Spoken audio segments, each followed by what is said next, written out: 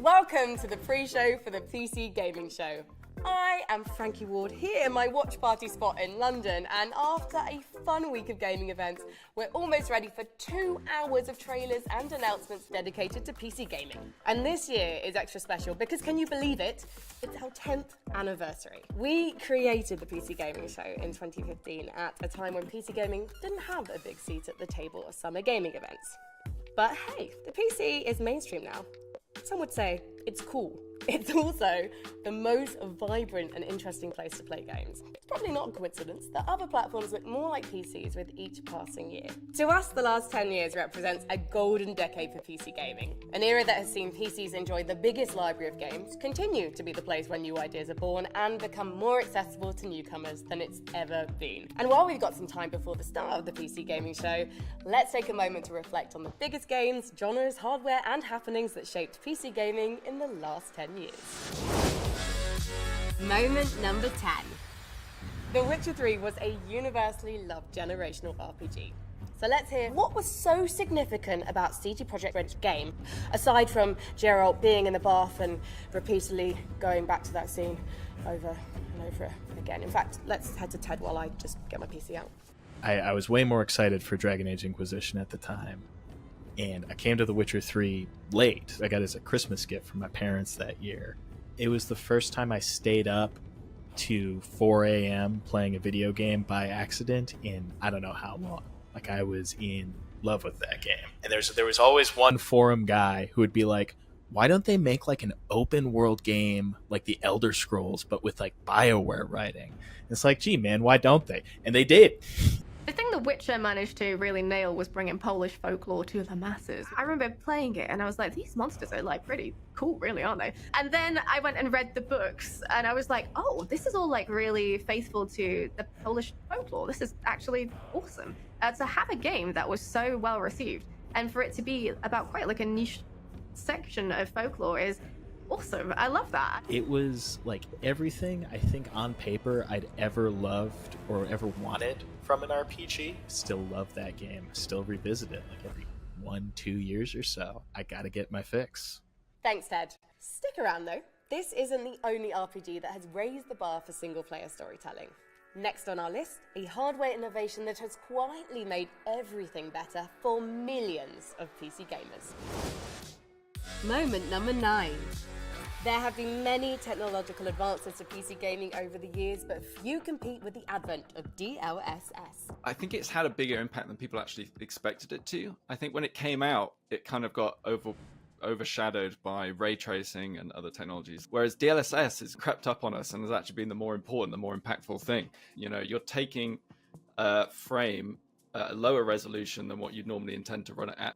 You're upscaling it, but you're saving that performance. And so you just end up with more performance, and it feels like a free upgrade. It's a technology that has sort of become vital in running some modern games. I think of DLSS as one of the most significant steps of like the 25-year evolution of GPUs, right? Like, as graphics got more and more detailed, it became more of a burden for our GPUs to render games. The solution to that was building some kind of specialized hardware. That lets us have better effects. We can do things like ray tracing and lots and lots of expensive transparency effects that typically would cause us to run out of fill rate essentially on the hardware, so that we wouldn't be able to render those effects at 4K effectively. Better image quality and really just improve frame rates for that given image quality too. Now, we all love a comeback story, don't we? And the next game in our look back at the last 10 years of PC gaming rode expectations that were taller than a sandworm. It definitely got knocked off the sandy steed when the game released, but gosh darn it, it got back on. Moment number 8. No Man's Sky was, to me, sort of like a tipping point game for this idea of like the everything game, that like people were so excited about the potential and really craved this idea of like this world you could be in and do like every activity you can imagine. And it turned out they had way overpromised what you were going to actually be able to do in No Man's Sky, right? Which was ultimately a game made by a very small group of people, from players online, when a game does not offer what they've been led to expect. People got really, really angry. That was not a happy moment, right? But I think at the same time, No Man's Sky has ended up being kind of the single best example of a game studio just buckling down and building out every feature that they had promised, that they had alluded to, that people expected, and then way, way, way more. They just kept building on it and kept building on it. I think at this point, we're definitely in an era where a majority of games, from the biggest competitive multiplayer games to smaller games from small studios, single player stuff, like it's all kind of expected to transform over time in some way. And that whole possibility owes a lot to the progression No Man's Sky made to this redemption story of success. Certainly, early access is one of the biggest examples of this, an extension of kind of the groundwork that No Man's Sky laid, with early access being a kind of permission that games give themselves to be less than perfect at launch and improve over time. I think No Man's Sky ended up kind of being the game that people wanted Starfield to be, in terms of just how big it was and how many different things you could do in it. But that really just goes to show like how hard and how much time it takes to build that kind of game is, right? They couldn't do it at launch, but they could do it with 7 more years of work. Moment number 7. Now, here's a subject I know a little bit about, unless you've read it recently, in which case I know absolutely nothing at all. But I have had a front row seat to some of the biggest esports tournaments in the world, and the last 10 years have been extraordinarily good for competitive gaming. You might have heard recently that the esports bubble has slightly burst, but it's a phoenix. It's coming back from the grassroots ashes, and what we're seeing are publishers giving their games to tournament organisers and to the fans and getting them to put on new tournament circuits. And that is really how you grow and sustain a scene, having experts run them and having the best players in the world want to play in them. So I can't wait to be front row at a few more tournaments in future. But hold on, I know someone else who knows esports inside and out. Sean, how's it going over there in the studio? Oh, Frankie, I'm doing great. I'm still getting all dolled up for the show later today. Looking good, Sean. But do you mind sparing a crumb of esports knowledge? Frankie, I would be delighted to, even though I look a little ridiculous right now. What do you make of the last 10 years? The last 10 years of esports has been wild. Once the Overwatch League hit the scene and all of a sudden teams were entering in for 20, 30 million just to participate, it had this massive ripple effect across the entire industry, where you started to see team valuations spiking, salaries for players spiking, new leagues, coming out of nowhere that also had multi-million-dollar entries. And then in the last few years, we've seen the collapse of many, many, many of those, which on one hand is really sad and is really unfortunate. But at the same time, the one thing that continues to grow is people watching esports.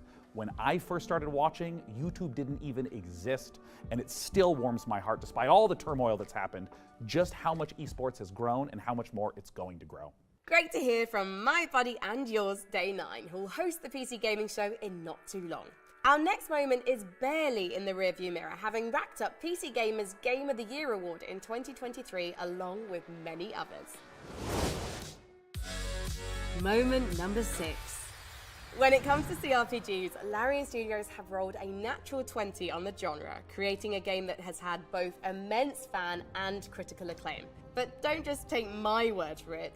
Here to share his thoughts is Astarion himself. The writing was so good, the acting was so great for so many different hundreds of actors that I think it was a pivotal moment in gaming standards. And I think it can be seen for a long time as you can achieve this in games. It's one of those games that has given the player so much agency and freedom of choice to represent themselves in the game and be represented by the game the other way around, with people talking to you with preferred pronouns or your sexuality, etc., and your personal choices, good, dark, in between, grey area. It's one of those games that has done more than I think most games to give you that agency and freedom of choice. It gives us like this type of freedom where we can kind of play however we want. There's no like one specific way to play, which is why it won Game of the Year for a reason. The amount of love and dedication for like the level designs, the challenges, the campaign, or even just the voice actors themselves, you can really see that they put a lot of love to this project. As a performer, to be able to play every kind of iteration you could possibly imagine of the character is an incredible experience, because you don't just get to play one version of the character, you get to play every version of the character, which is beautifully indulgent and really wonderful. Thank you so much to Neil Newham. Our next reflection is a little bit meta. Well, not meta, it's more an Amazon thing. I just mean that we're talking about the platform that you're watching this very show on. Moment number 5. When we talk about gaming as a medium, what's so interesting now is how blurred the line is between playing a game and watching it. Let's see what our experts have to add to that. I don't think I've bought a game in the last few years without first watching someone play it on Twitch. It was my personal gateway into PC gaming specifically. I started to discover RP servers for games like Atlas, Red Dead and GTA. I watched modded gameplay of games like Skyrim and Minecraft and found specific PC games I wanted to try more than anything, like, at the time, RimWorld. I discovered a whole new world through watching Twitch streamers play games, a world I wanted to be a part of. Playing games and then watching other people play them deepens and enriches the experience that I have just engaging with games in general. And there's the element of community. It's so much fun to play a game and then just celebrate how much we love it with other people, and being in a chat and seeing someone else appreciate something that you love is just always a heartening thing to experience. We have almost reached the start of the PC Gaming Show, where we'll have dozens of new game trailers and exclusive interviews, so stay tuned. Now, as we look back at this golden era of PC gaming, naturally we lock eyes with some pretty big elephants in the room. Or actually, is that a llama? Moment number 4. You might be thinking that Fortnite is just for your nephew or for your kids, but let me tell you, as someone who hosts the Fortnite Championship Series, you'd be right, it's only 19-year-olds winning millions of dollars, but it's very fun to play with your friends. Here to tell us more about Fortnite are some real experts. It was the first commercial battle royale to really make a mark. I think obviously PUBG had kind of run a mark that was everywhere. Fortnite launched and honestly was like terrible at launch. It was just a kind of crafting survival game. I think something that a lot of people don't really talk about, and the thing that's most exciting about its impact though, is that one, it introduced crossplay to everyone. Like Tim Sweeney and Epic really fought to make it so that every platform could play together, and now crossplay feels like kind of a standard thing for a lot of games. Which is great, obviously, for us on the PC, because then people can play with us without us having to go to the lesser platforms, obviously. But the other thing that it did really well is they introduced licensing into games in a way that's really interesting. Oh, hey, I'm playing Fortnite with my friend the Xenomorph and Robocop and, you know, any Marvel superhero you want.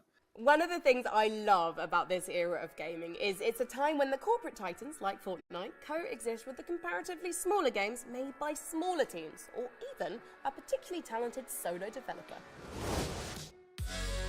Moment number 3. If the idea of battling illithids, quick-scoping scrubs, or slaying monsters isn't your cup of tea, then luckily for you, the last 10 years has seen the rise of the cozy game genre. To tell us more, here's Lauren Morton from PC Gamer. I think Stardew Valley really just nails the customization element and letting you have so many paths through the same game. Like, it was definitely the seed for like a type of game that had never been big on PC before, and was definitely the start of people looking for more like wholesome games, cozy games. Like, proved that there were enough people looking for that like chill cultivating experience that they could make a game like that level of sensation that Stardew Valley became like sort of overnight. It felt like everybody who plays has strong opinions about who they should romance, whether they should go with the community center route or the Joja Mart route. Whether you want to be a fisher or a rancher or like some other path through the game, and you have so much control over your environment, how you want it to look. It just gives you that sense of like personalization and making a space yours that doesn't get old, really. Thank you so much, Lauren. Doesn't it make a nice change to not be killing something? Moment number 2. Back in my day, communicating with our gaming friends over voice chat wasn't exactly simple. We had to hear our teammates eating while they rushed B on Inferno. We had to endure the shriek of Skype just to pair up with pals in StarCraft, and all I can say is never again.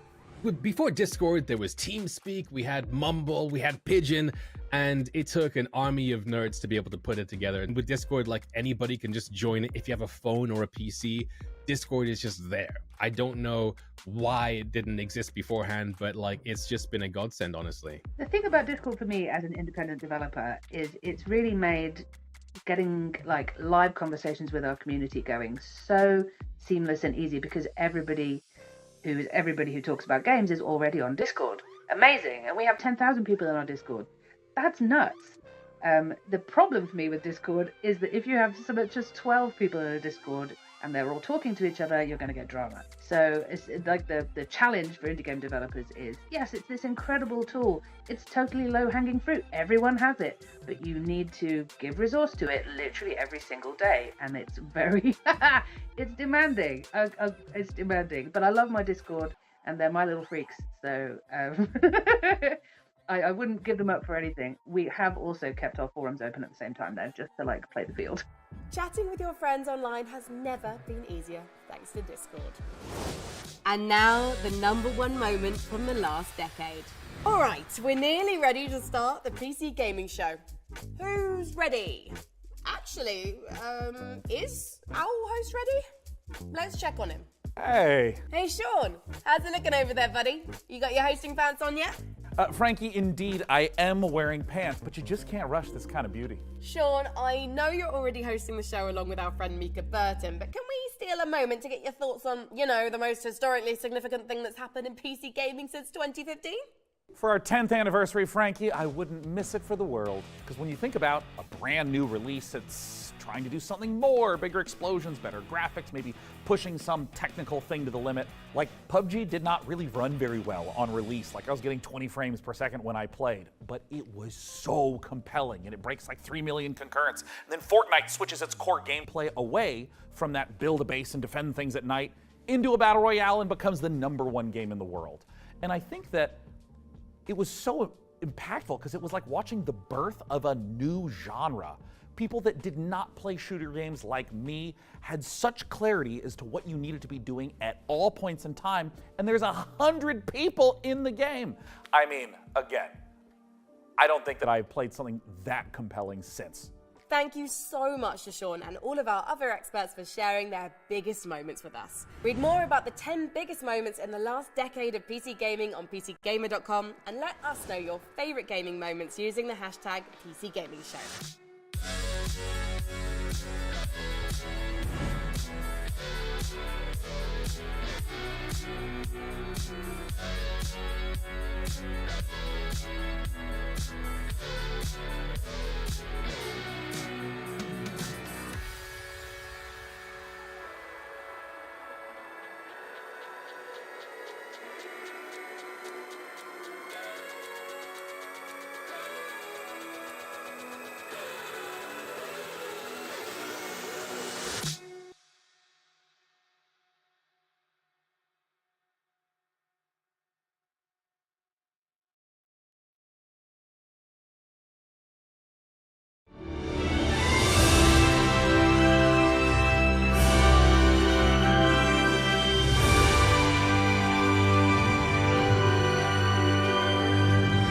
It is my pleasure to welcome you to the PC Gaming Show 2024. Once again, I'm absolutely thrilled to be your host. My name is Sean Day9 Plot. We've got another great show for you, packed with trailers, exclusives, and lots of surprises, but here is what I'm most excited about. Joining me once again is the inimitable Mika Burton. Get in here, Mika. I'm on my way. Take it away, Sean. I am so glad to be here and be a part of this milestone in the history of the PC gaming show. Seriously, like a whole decade covering the ever-changing landscape of PC gaming and all of the incredible games during that time. That's pretty impressive. We've had a good run. 10 years is a long time, and if this show was a child, it would be slamming doors and belittling me in public and still asking for V-Bucks in Fortnite. Yeah, well, before we take a look at the future of PC gaming, let's get a bit nostalgic and take a look back at some of our favorite moments from the last 10 years of the show. Oh, dude. Cue the emotive montage music. Oh, it's so beautiful. Well, over the years, we've featured so many great games, some of which got their start right here on the PC Gaming Show. So, who remembers some of those gems? I mean, I remember in 2021 when we turned a graphics card into a spaceship, or when we did various attempts to replace our host with artificial intelligence. It was an innocent time. We were so young and naive back then. We sure were. And what about way back when the PC Gaming Show was live, and we had developers like Dean Hall and Warren Spector, and oh my God, look at baby Day 9. Oh, and I still look like that. I mean... And who could forget the PC Gaming Show 1969 live streaming from a surface of a little white rock that we call the moon? Hey, what? Wow. I don't know if it's my dwindling oxygen levels or the fact that my internal organs are floating weightlessly around my body. Man, this game is making me feel very dizzy with excitement. Houston, anything new on the RPG front? Hey, what? And who could forget the PC Gaming Show 1350, a personal favorite of mine? Now, for fans of sticks and pebbles, prepare to lose thy stools for sticks and pebbles too. Developed by peasants and published by Microsoft. Simply boil some water to access it on Steam. Sean, you know some of those things didn't really happen, right? Oh, of course, Mika, I know. I'm not an idiot. Moon landing, sure. Well, we have some more exciting news. No 10th anniversary show would be complete without our favorite Brit and gaming goddess. It's none other than Frankie Ward. Thank you so much, Mika. It's great to see you and Sean again. And to celebrate 10 years, I even got us a little cake. But I do think I speak for everyone watching when I say, could you two stop goofing around and just get to the trailers already? In a second. But Frankie, riddle me this. Why aren't you, like, here with us? Well, I'm kind of expecting a pretty special delivery. Oh, I get you. Big Amazon order. Yeah, Can't miss those. Sometimes you have to sign. Right? Something a little more important. I'll be here with my unborn mind flayer having a watch party. And I'm just gonna chill out here on the couch, have some snacks, and be on hand to jump in whenever the mood takes me. Also, why are you standing there like a couple of lemons anyway?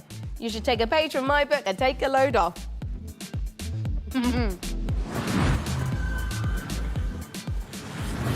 Ooh, hey, Frankie, I think you're onto something. I mean, this is way better. Yeah, thank you, Frankie. And you know what? Thank you, chair scientists everywhere. I'm glad you're both comfortable because we've got a great show today. Trailers to the most exciting upcoming PC games, exclusive world premiere announcements of brand new games, interviews and behind the scenes looks at upcoming releases and lots more. But first, let's kick off this year's 2024 PC Gaming Show with 3 huge world premiere announcements. Here we go.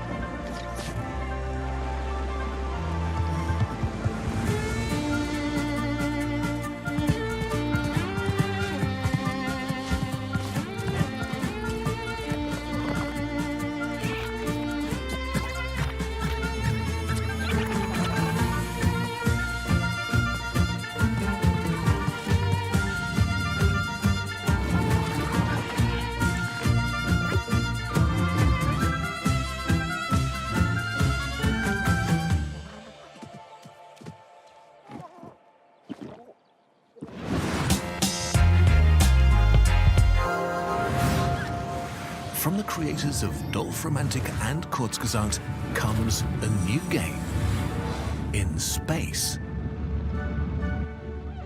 Meet the Starbirds. Help them claim nearby asteroids. You'll need to build stuff. You'll need to gather stuff. You'll need to connect stuff to other stuff to produce even more stuff. To advance your technology and reach for the stars. Explore countless asteroids. They're packed with resources and come in all shapes and sizes. Stay curious. You never know what you may find. Starbirds, coming to a solar system near you. Wishlist now on Steam.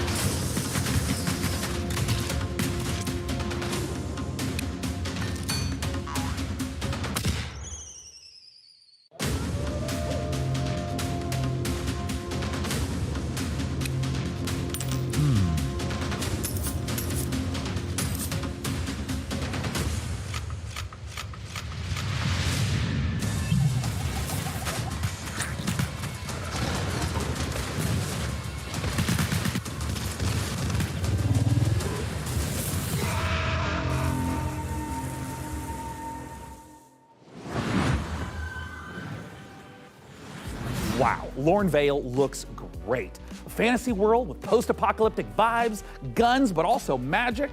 Sign me the heck up. And actually, Mika, question for you.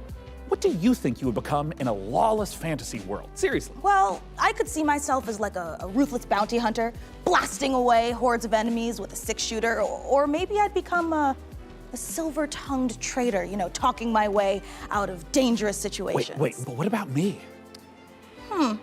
For you, I picture a dead body, you know? Oh, well, that makes sense. I mean, I would die quickly. Yeah. People have always said I look like the Disco Elysium bloated corpse. Right? It really checks out. Well, in Lornvale, it looks like both of our visions can come true.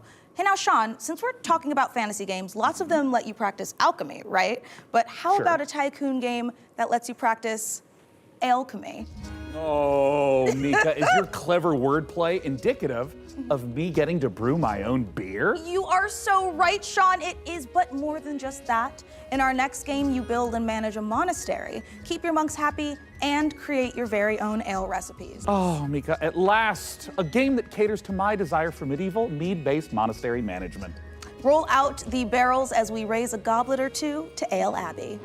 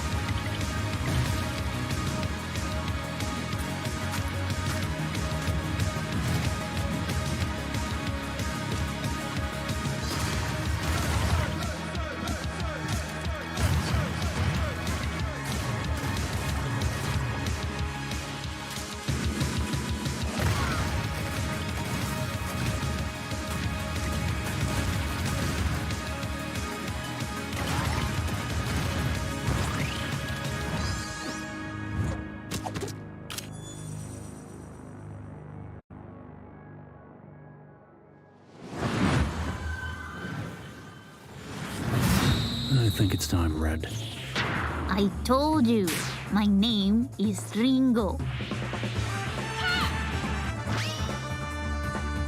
Tell me again, how does this thing work? You just have to combine the words. Like this. Super Fire King!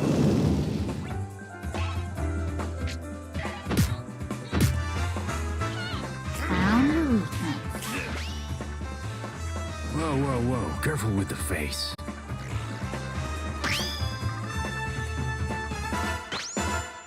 I guess it's just you and me now. Seems that way. I've never seen the stars like this before. Well, make sure you put on your seatbelt.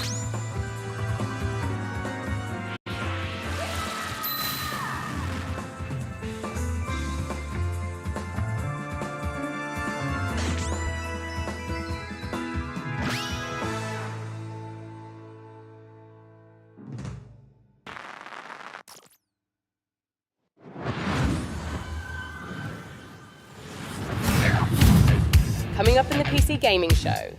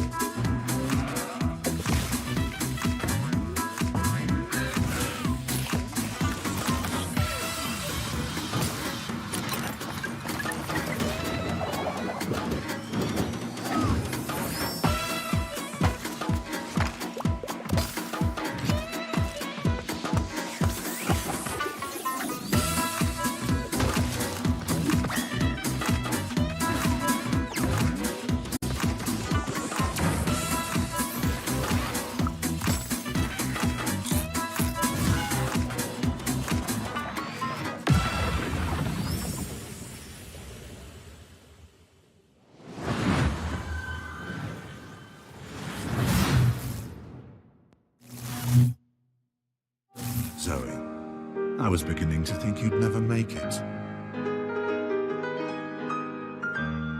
Ah, you were looking for answers. For you, these centuries would have passed in an instant.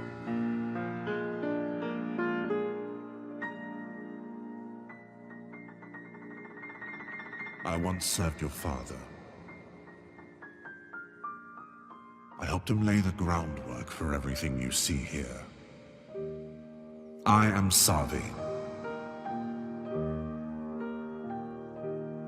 Welcome, Zoe.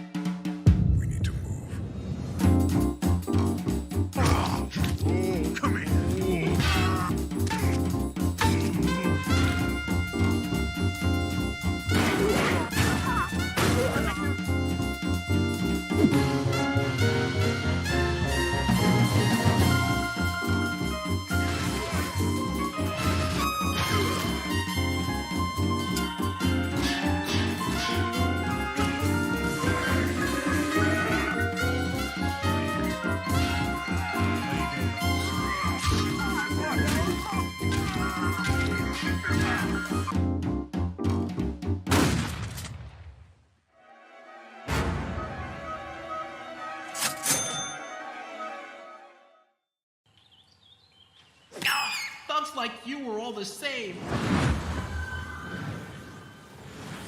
Well, there is an offer that you can't refuse. So, how about you, good fella? Are you ready to get your knuckles bloody with fallen aces? Well, Mika, I'd rather use a lead pipe.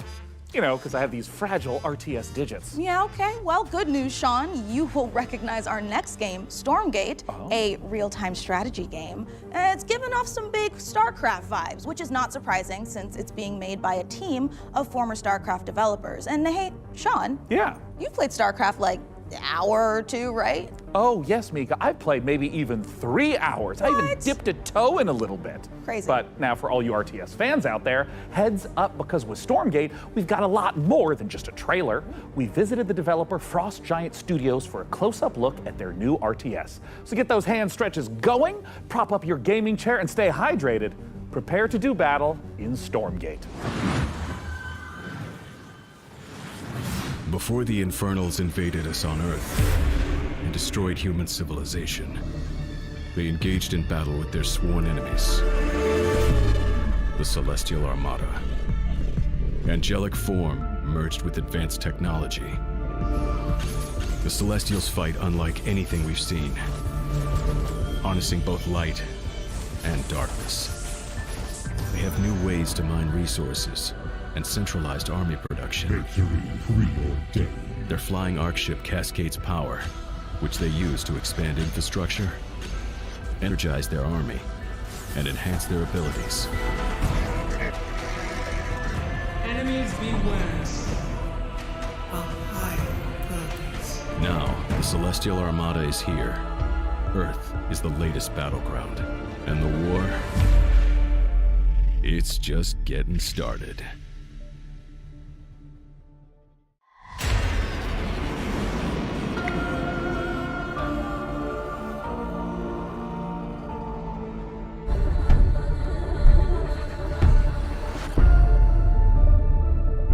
The Celestial Armada is this dying alien race that is moving through the galaxy, and they are ancient beings that stretch back to the origins of the universe itself. And everything from their beings to their civilization to where they live is technologically driven. And we love playing into that mechanically with how they express themselves on the battlefield in the game. With each faction that we develop, we start with a core identity. The Vanguard, we have this plucky human resistance. They're about adaptability, and with the Infernals, we really explored the idea of a unit-focused faction that could have a different way of summoning their troops into the battlefield. With the Celestials, when we started out, we really wanted to push a lot of boundaries. And we thought, how can we make a building-focused faction? And also a faction that introduces map-wide mobility. They are anchored by this idea that they're descending into the atmosphere from the Celestial Armada. And so when you're playing as this faction and can build structures all across the map in different places very easily, in many ways it becomes this strategic dance about where the conflict is playing out on a map. So we've kind of shifted the focus onto the buildings themselves. There's going to be a lot of emergent gameplay that players will discover on their own that we are not planning for. And that's actually what we want from the Celestials, is we want to give players a bunch of options, a bunch of flexibility, and a bunch of interesting toys to play with, and then see what comes out the other side. And if you're the type of player that really likes coming up with this innovative way to outsmart opponents, the Celestial faction is designed for you. With Celestials, we've really done something that is pure original thinking from this team that is not something that we've seen before in a real-time strategy game. And it took a lot of iteration to get to the point that it felt balanced and where it felt correctly comparable to the other two races. Stormgate is a Blizzard-style RTS, and so by saying that we're continuing the legacy of Warcraft and StarCraft, we're really looking at that core RTS experience. But we really believe that even within a Blizzard-style RTS, there's a lot of room to innovate, and there's a lot of creative boundaries that can be pushed to bring new styles of play and new experiences for players. And so we are really excited about bringing a lot of new ideas into the genre. We want you to have this asymmetric experience where playing one faction or another faction really feels almost like a different game entirely. Our technology runs at a higher tick rate than any real-time strategy game that's ever come before. In a nutshell, essentially what that means is, as a player, the time between clicking and seeing their actions take place is faster than any other RTS game that's really ever come out. As a player, it just feels really, really good to play. One of the biggest design challenges that we faced with Stormgate is creating a game that maintains the high-skill gameplay that has been the heart of RTS for so long, but still provides an on-ramp for new players coming in that doesn't scare them away. It's okay to be a high-skill game. It's actually a good and appealing thing. We never want to water down that aspect of RTS, but we talk a lot about lowering the skill floor, which means making it more approachable for new players coming in without taking away the high skill elements of the game that make RTS so exciting.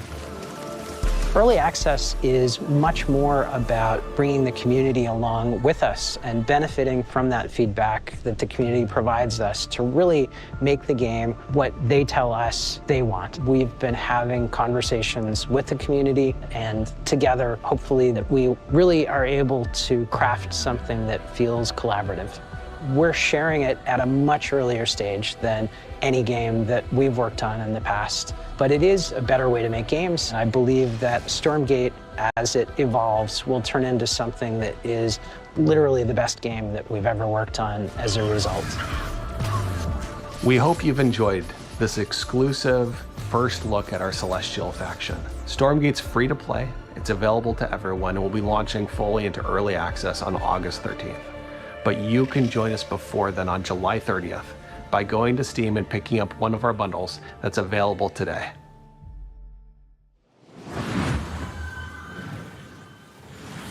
Well, douse me in ethereal light and mine my minerals. I am beyond excited for Stormgate. Hey Sean, if you're excited for RTS madness, wait until you hear this. I've been using pretzels to scoop up my ice cream instead of a spoon. Pretzels, they're like spoons you can eat. Oh, solid logic, Frankie, but why are you telling me this now? It's strategy, Sean. Optimum watch party strategy. No spoons, nothing to wash later. Get it? Here is another example. Let's say someone knocks on my door during the watch party. A regular person would get up and answer the door, but me? I just hurl this brick through my front window and whoever was knocking runs away in terror. Bricks, they're like spoons you can throw. I feel like I'm really starting to get you, Frankie. A window brick sounds totally overpowered. I think you're onto something. My point is this. It's a really exciting time for strategy games on PC, and we've got so many more to show you today, starting right now. All you turn-based tactics fanatics out there do not want to miss this next one.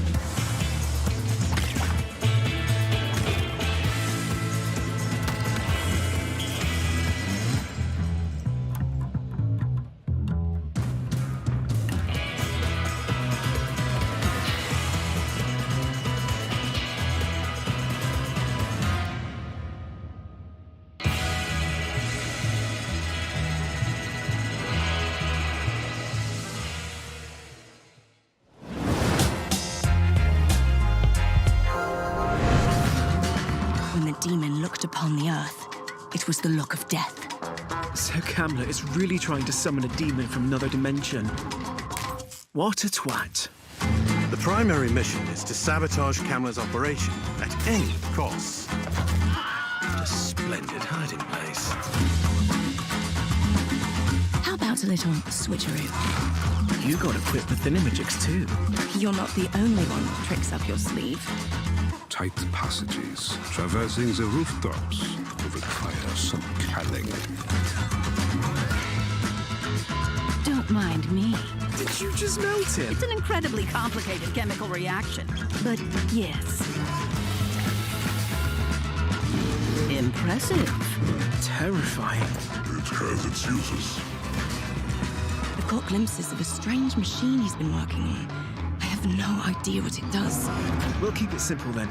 Stab and shoot our way to the off button.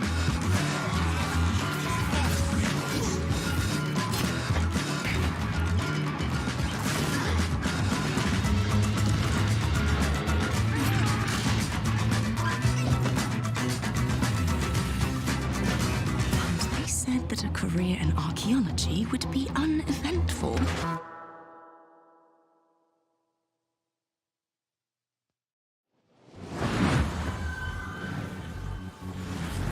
Stealth, tactics, a ragtag group of scientists, and a werebear. What a great world premiere trailer. And speaking of trailers, Mika, we've had a ton of them on the PC gaming show over the last 10 years.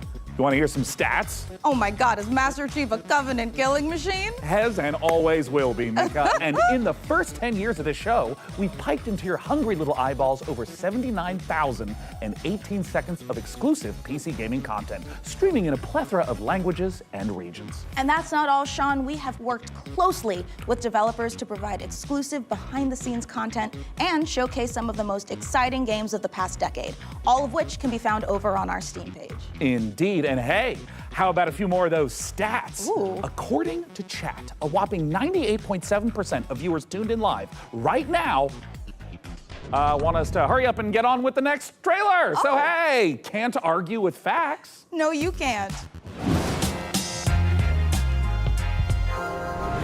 Hey PC gamers, my name is Dave and I'm the director at Mighty Yell, and if you know us, you know we like to make things that are weird, uplifting, and fun. With those things in mind, I cannot wait to show you our brand new expressive dance battle adventure, All Systems Dance. All Systems Dance takes the fun of freely dancing and moving through a space, combines it with some tense arena combat and a heartfelt and funny story, all in the name of taking down an evil corporation. Look, we wanted to make a game about dance because, well, we're not the greatest dancers. I'm not. But that doesn't matter. The thing about dance is that everyone can dance. And if everyone can dance and dance is what you need to save the world, then maybe everyone can save the world.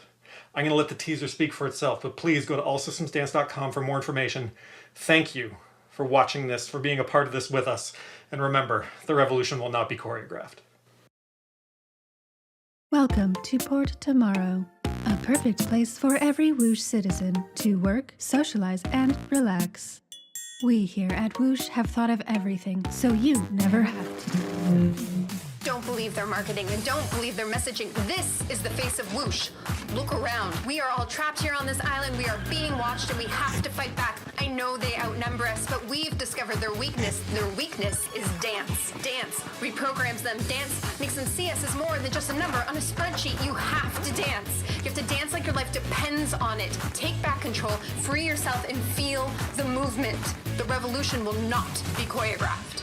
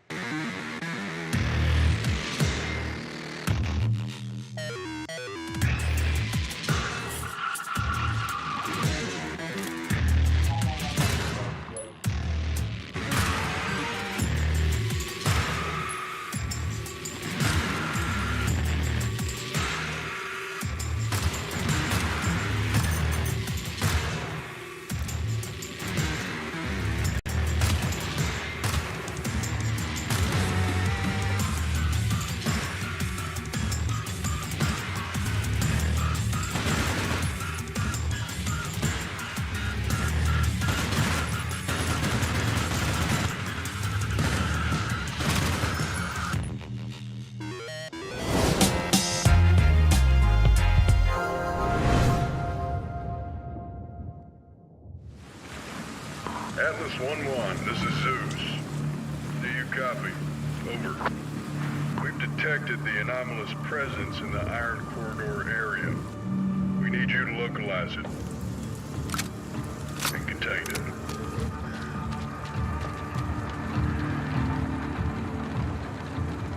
There's a lot of blue and red activity there. Do not engage. I repeat, do not engage. Your goal is simple. Search and contain the anomaly. I repeat, search.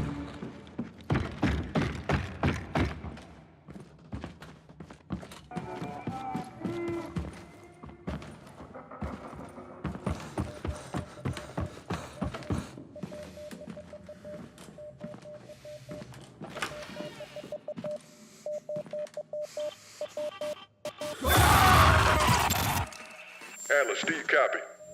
Respond, Atlas.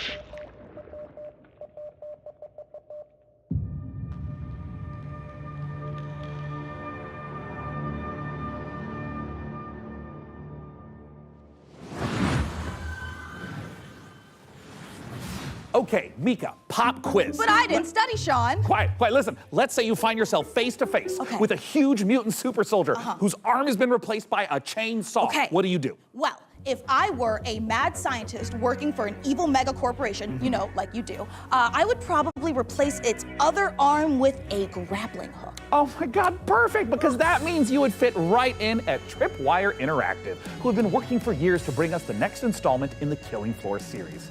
Now, for those of you who didn't know, the franchise has been a huge staple of the PC gaming show since its inception back in 2015. Tripwire have actually been at 9 PC gaming shows. In the upcoming sequel, players will face off against a new upgraded generation of Zeds in this long-awaited co-op horror FPS. And the Zeds aren't the only things that have gotten an upgrade. To learn more, we visited those mad scientists at Tripwire Interactive for this exclusive look at the guns and gore of Killing Floor 3.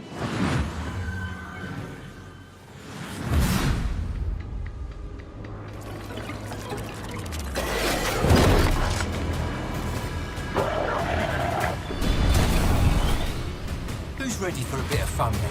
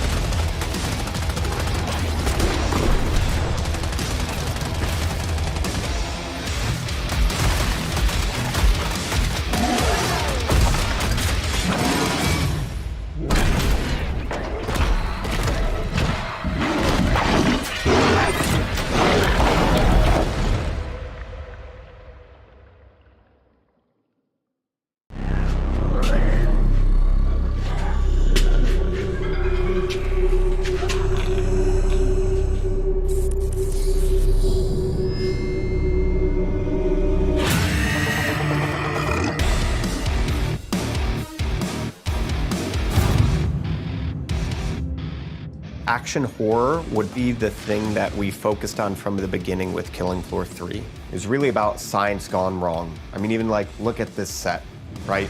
As a kid of the 80s and 90s, I just loved the Dark Horse Aliens and Predator comics. There were some elements in there about trying to create biological weapons set in a thematically dystopian themed world. So we wanted to tie that in. But from Predator and Aliens, one of the things that you see the most is basically a group of well-trained badasses who have to use every single bullet, every single grenade, every single weapon to handle the things that they're being faced with, these kind of insurmountable odds. Those moments are what motivate us, and that's when Killing Floor is at its best. There's just a combination of just so many small elements that we've improved over Killing Floor 2 experience. We've increased the amount of Zeds that are in the world at one time, so the battle feels way more epic.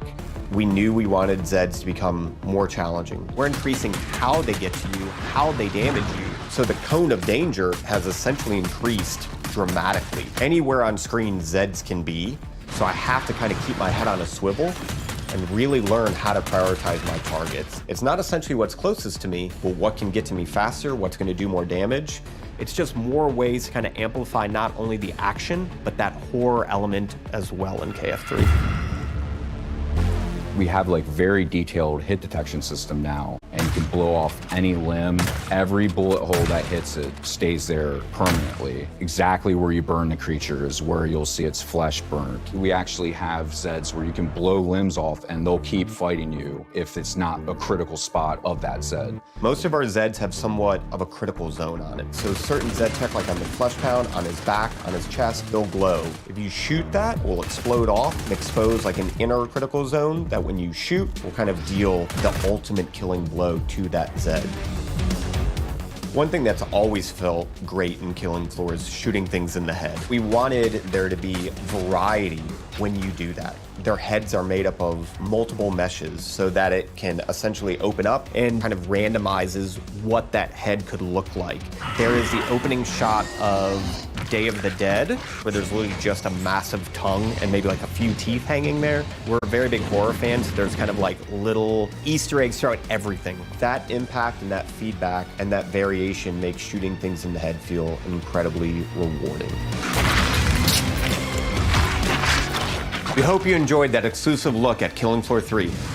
For more information, visit killingfloor3.com and wishlist now. What a beautifully twisted and nightmarishly gory game. Yeah. I've already added it to my wish list, and look at this, Mika. Oh. I've also been in their Discord for 3 weeks. Sean, that is the Discord for Cleaning Floor 3, the mopping simulator. Oh, I mean, I was kind of wondering why there was so little chat about killing Zeds and so much about preventing streak marks on kitchen floors. All right, let's leave Zeds behind because in our next game, there is a different type of mob filling the streets. Thousands of screaming sports fanatics. You can manage traffic, security, and logistics for athletes and fans in football tycoon game Coppa City. Here's the world premiere trailer.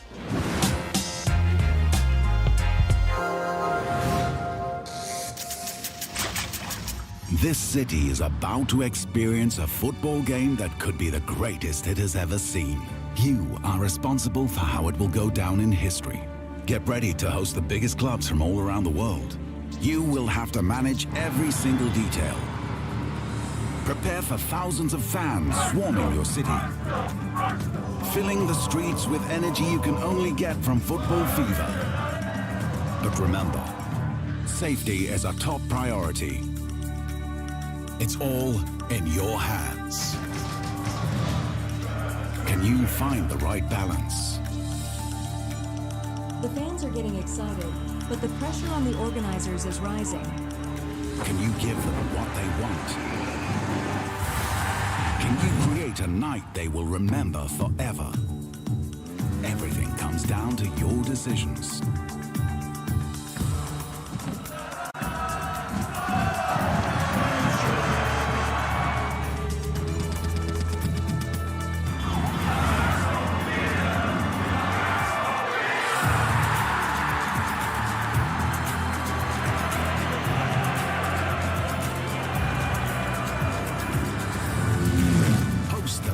Clubs, engage thousands of fans, create a football fiesta. Coppa City 25, the first football tycoon.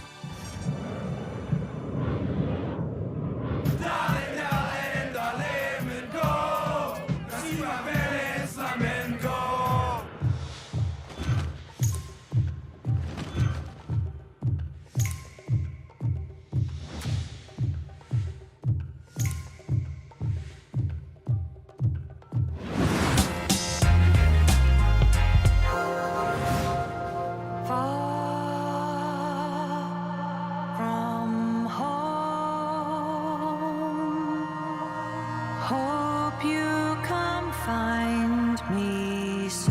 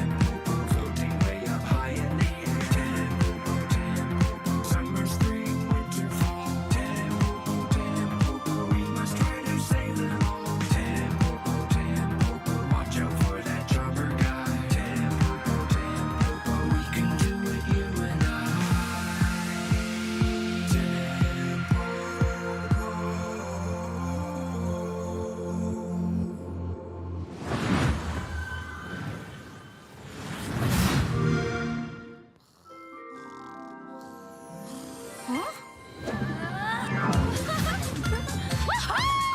Hey, Candy Narwhal! Dog with the face of the guy from the deli. Pinch Elfin Princess and Nightmare Clown. Hey, Cat! Are you ready to play awesome games in my own fantasy megaverse? I hope I never wake up. Stay. Bad Clown. So what's up first? A little Halo capture the flag, or... Have a lovely picnic. Sure. Kat, we've been talking. You do know about PC Game Pass, right? PC Game Pass? What's that? It's a membership that lets PC players play new and immersive PC games.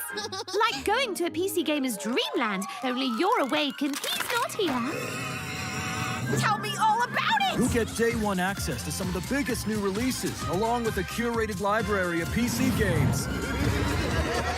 It even includes an EA Play membership. And it's crammed to the gunnels with exclusive member benefits and discounts. If I were human instead of a ripped dream elf, then I'd use it to try games and buy them for less. Huzzah! Sick! Can I play with my friends? Ask them yourself! Huzzah! Cool! Multiplayer! So it's a gaming membership designed specifically for PC players, and you get all these awesome features for a low monthly price? Exactly! You even get exclusive Riot Games benefits. Thanks, guys. As soon as I wake up, I'm joining PC Game Pass. It's literally a dream come true. Better, even.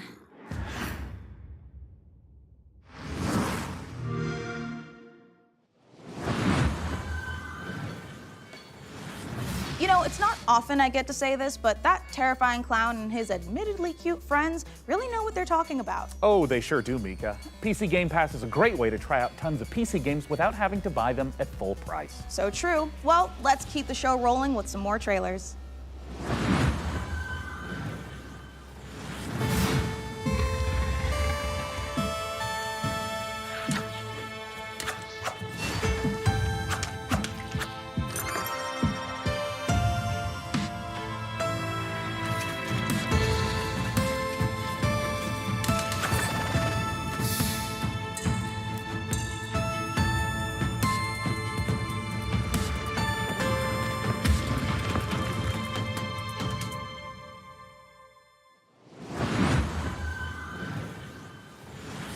Baldur for Strange Scaffold, the studio behind El Paso elsewhere. We're making a covert revenge thriller FPS about a secret agent who turns down one last job too many and gets hunted across the North American wilderness by the military-industrial complex. And I was like, hey, can I shoot this promo here? And they said, well, it's Texas, of course we can hunt you. And I said, what's that? The one thing the games industry needs more than a corporation that gives a shit about developers and their players is WASP slander. Now, I could tell you about how Strange Scaffold, the studio behind El Paso elsewhere, is making an exciting new action game, but if you get anything out of this next trailer, I hope it's that WASPs are evil bastards and they should be shot on sight. Thank you. Where are you hiding?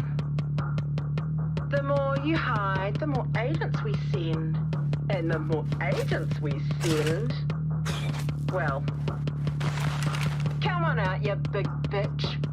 Okay. Wait, no! I've got hiding. Agent down.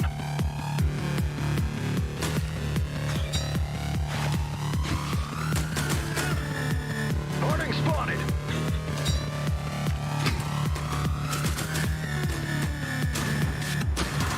Harding's here.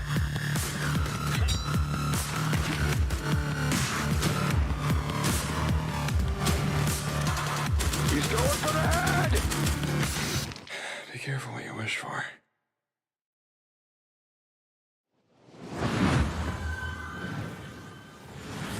The Cataclysma left us broken, lost. But we rose, piece by piece, night after night. They broke us once, but I see no broken souls today. I see a people carved from stone. And with this stone, we will rebuild.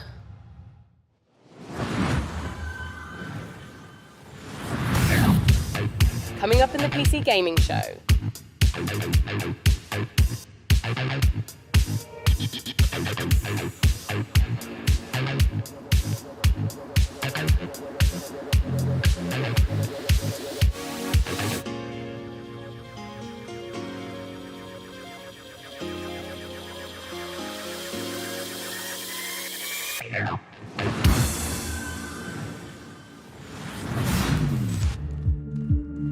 Listen, I don't care what you were doing back on Earth, shooting hobos in tracksuits or sweating in a bush in some godforsaken jungle.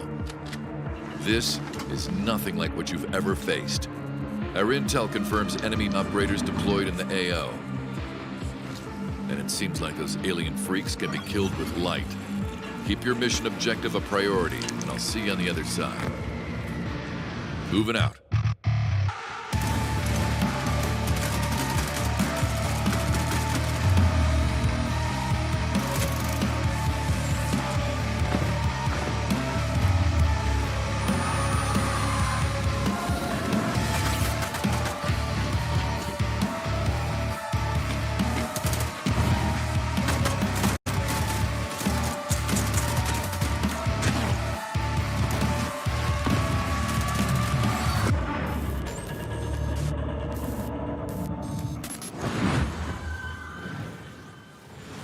Excellent work as always, Day 9. What's up, everybody? I'm Tasteless, and I am joined with David Kim and Artosis. Today, we're going to be talking to you about a very exciting new game, Battle Aces, a fast-action RTS. Yeah, so let's get right into it. So this first building that you see right here is my core. This is where my units train out of. And also, if I lose the core, then I lose the game. It seems like in this game, you can expand like within seconds of it starting. Is that correct? Yeah, so right when the game starts, you have enough resources to either expand, tech, or build an army to attack with. You know, something that we keep seeing show up on this screen right now is that intelligence bar. This is one of my favorite things about Battle Aces, where you can immediately see not just your unit deck, but your opponent's as well, and start strategizing from the get-go. For sure, and not only that, I can also see the precise, I guess, tech progress of my opponent and vice versa too. So we can strategize very precisely in this game. So with these unit decks, you can make almost any combination of units. How many units exactly are in the game Battle Aces right now? Yeah, so we have 45 units planned for the closed beta, but we'll be adding new units every single season, so the possibilities of strategy will be endless. Now, I notice here on the intelligence bar, you can see you're teching up, your opponent is taking that faster third base, and I see you're playing like a very defensive, tech-oriented game, whereas your opponent is playing a bit more fast-paced, right? Like he's running around, he's doing the attacking while you're doing the defending. Yeah. What can you tell us about the different types of strategies that can be used for different players? So in this specific game, I'm trying to show off a more easier way to play, so you'll notice that I'm not really clicking all that much kind of thing. So my basic strategy is in tier 1, I have these recall units that can teleport back to any of my bases, making it a very easy defensive option. And I'm straight teching to king crabs that are very strong at harassing enemy bases and expansions. Now, game timers and RTSs is not like a new thing, but what's interesting about this one is that this game counter is counting down. What's the story with that? Yeah, so we have a max game limit of 10 minutes in this game. So when the timer reaches 0, then the game will end. And the winning player is whoever has the higher score when that happens. Now, we noticed that the 2 king crabs you have, they seem to be on a stealth mission here. It seems like you're skirting the bottom of the map, maybe going up for a little bit of harassment, a little bit of counterattacking. Yeah, for sure. So I sent 2 to the back so that I can take down one of these bases, hopefully, and while playing a defensive game. But the enemy noticed that, and because he was kind of off position, that's why he went all in on my third base. Yeah, it looks like he will end up killing off your third base here, and in fact brings in a huge army, but it looks like you will defend, unfortunately losing that third base. Yeah, but I do have a bigger army, and I was able to save those 2 king crabs and bring them back. So I'm feeling pretty good about this massive attack right here. Yeah, it looks like you're pushing forward, and that is a very scary army with that many king crabs. Let's see how you end up doing.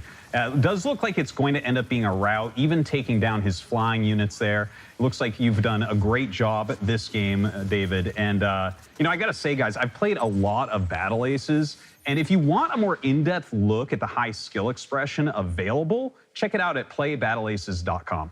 And we'll be starting our beta very soon, in a few weeks. So please make sure to sign up for the beta while you're there at the site. And be sure to wish list it on Steam. Thank you so much for joining us. That's all the time we have. Day 9, back to you.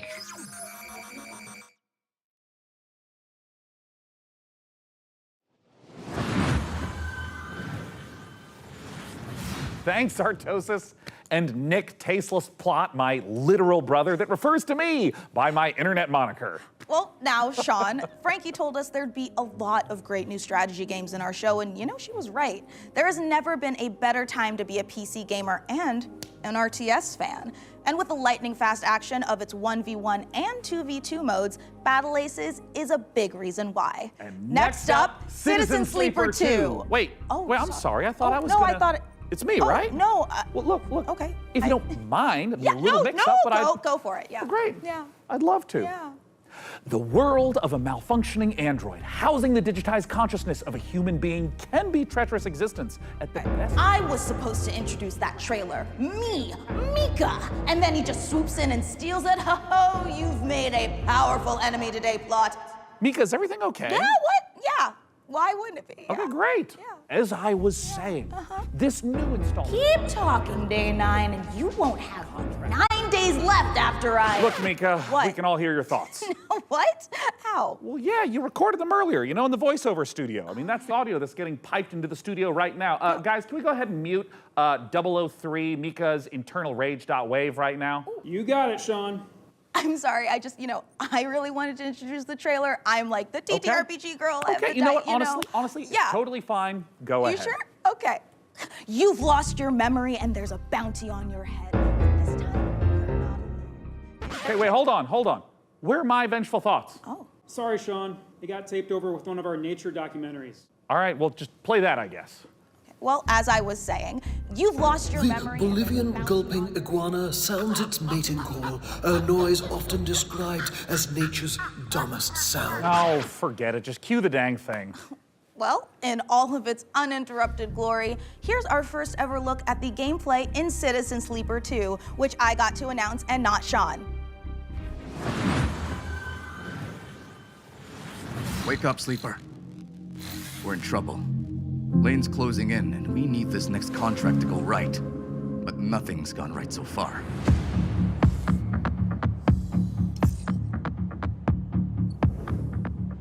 That contract Carson gave us was trouble from the start.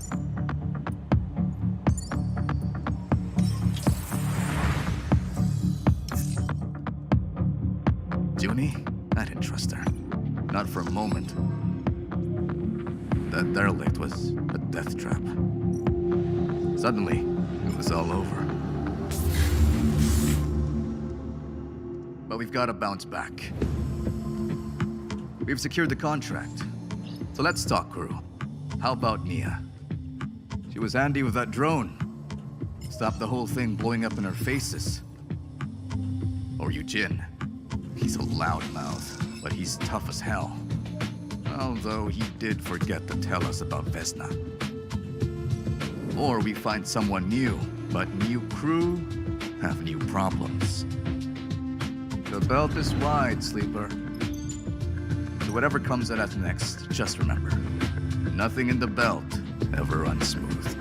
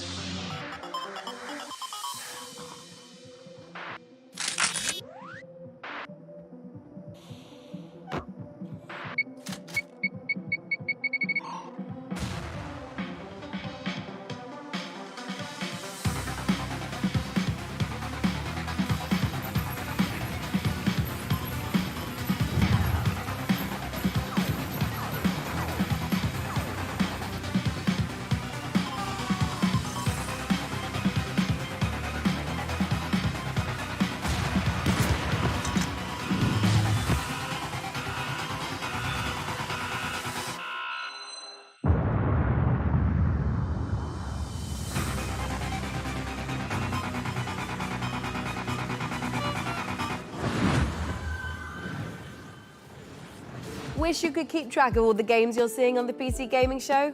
Well, that's exactly what wishlists are for. The PC Gaming Show Steam page is a one-stop shop where you can fill up your wishlist with every single game we're featuring on our show. Make it quick though. We've got an unbeatable trailer coming up. That's no exaggeration. It really is unbeatable.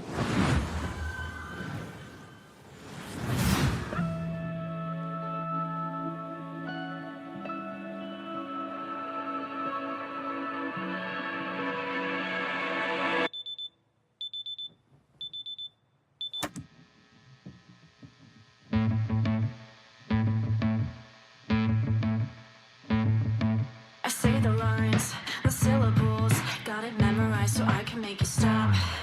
You treat me like a criminal, so why shouldn't I treat you like you're a cop?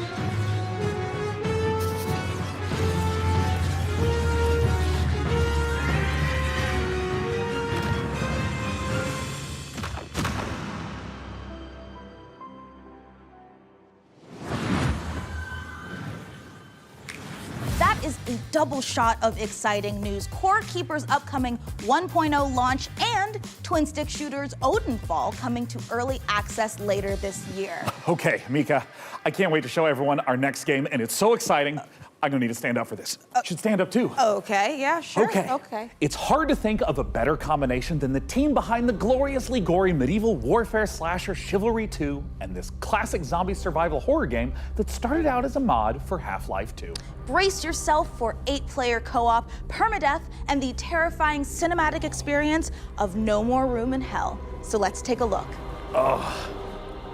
Yeah, you're gonna want to sit down for this. But I just stood up.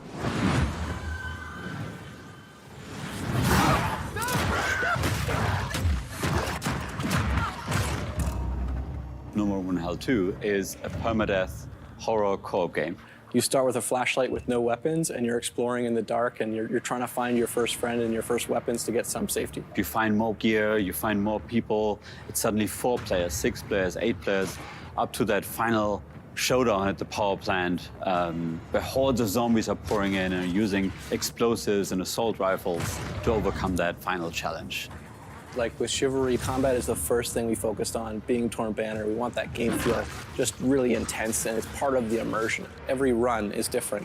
We're looking at how do we deliver the Hollywood cinematic experiences? You know, how do we put you in a place that you've never been before, but you've always wanted to be? It's like a co-op game with consequences. And the fun becomes, how long can I survive the zombie apocalypse?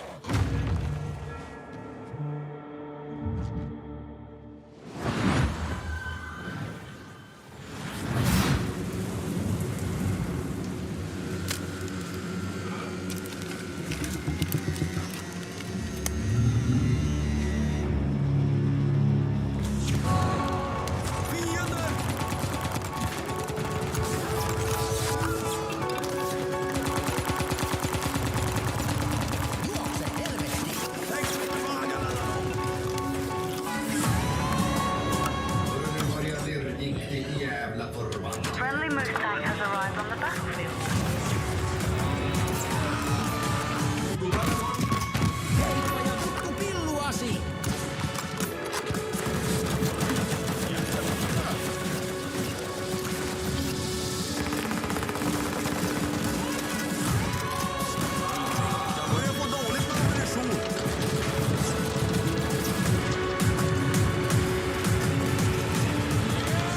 Take the electrotube to your radio transmitter.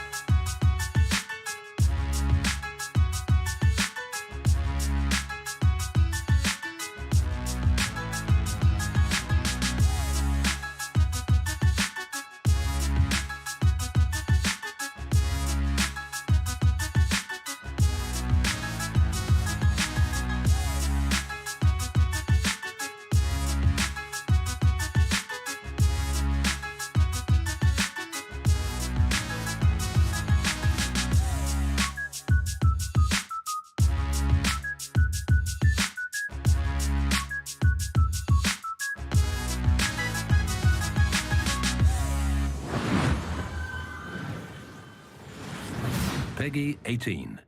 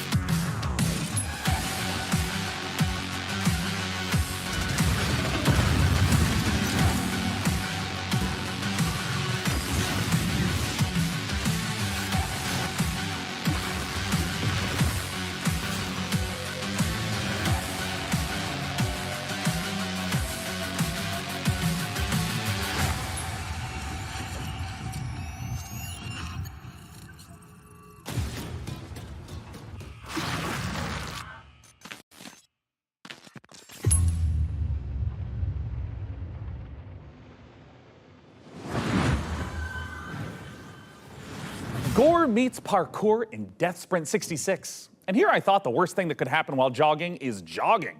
Now, you've heard of motorbikes and motorboats, but how about motor brooms? In Crescent County, you can escape to a beautiful and wholesome island of witches, where you don't just fly around on boring old wooden brooms. You soup them up, trick them out, and use them for drifting, racing, and running a high-speed delivery service. Let's take a visit to Crescent County.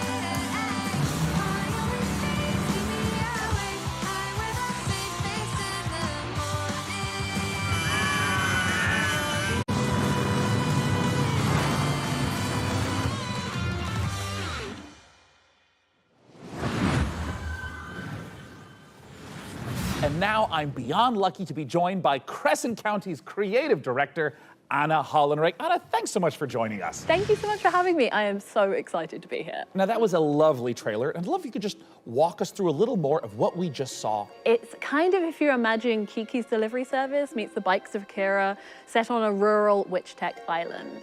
It's a game about finding yourself kind of as a proto-adult, and I'm really interested in this question of how do you find home in a new space? How does a place become yours? By day, you're driving around the island, making deliveries to the locals, and then by night, you're racing around the island with the characters that you've befriended along the way, or, I don't know, maybe you want to get one of the characters to date you, but you need a bed frame because they have self-respect.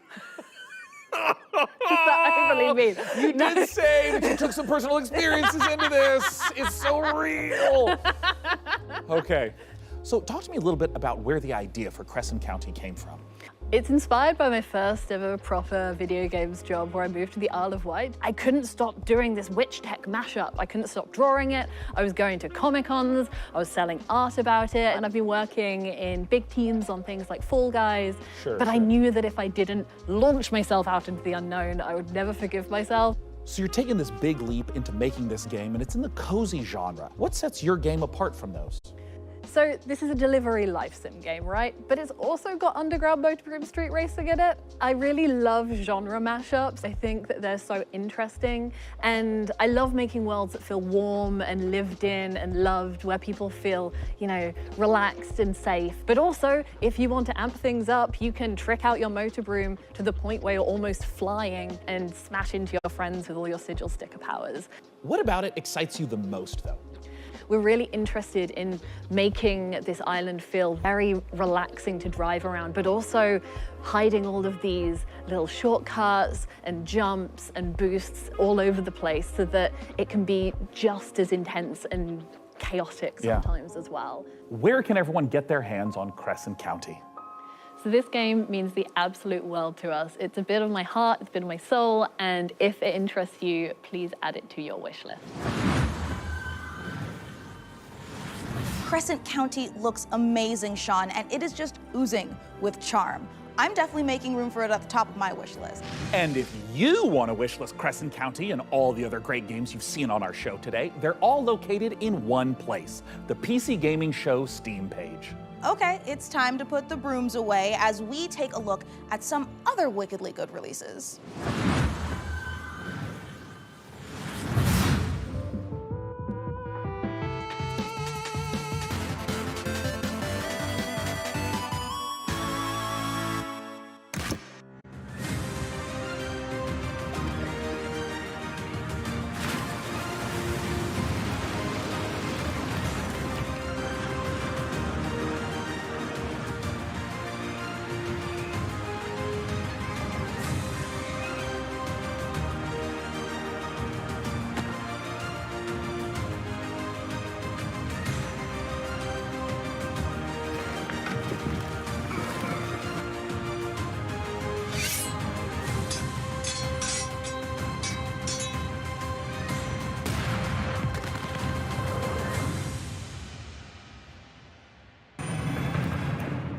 name is Sam Walker, and I am the last man standing.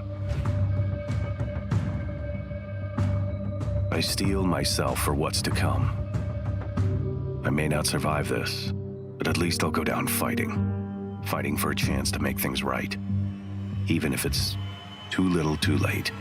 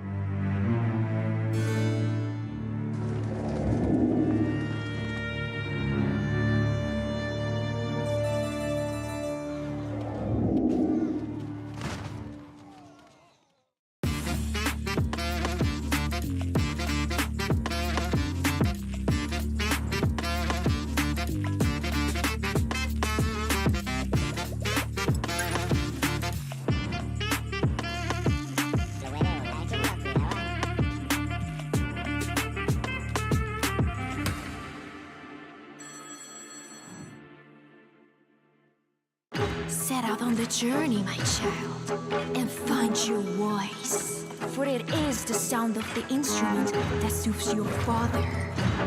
I don't know where to go, where to search for it. Play a note at the melody whereof a great sigh one can cast. Other worse, whereby the heavy cup of wine one can cast.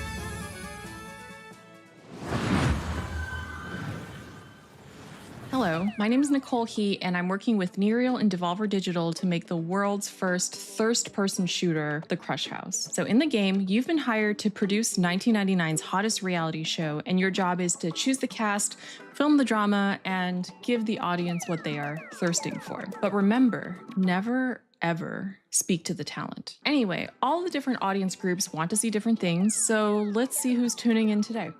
All right, we've got the divorced dads. They want to see bromances, meat on the grill, strong male emotions, you know, divorced dad stuff. And the fish freaks are here. We've earned money from ads, so let's put some fish in the tank for them. This is normal for reality TV. And the film students are watching, and they want to see all of this at a Dutch angle, of course. Hold on, butt guys in the chat? Let's see what they have to say. Pants are a prison for the ass, if that's what you want, Sir Mix-a-Lot. You know, if we combo all the different things that they want to see in frame together, the ratings will go up even more. Chat is loving it. And no matter how crazy the audience requests are, we have to satisfy them or else the show will be canceled. But don't worry if things do go wrong. This is reality TV after all. Just pick a new cast, start the season over, and maybe this time we'll make it to the series finale of The Crush House.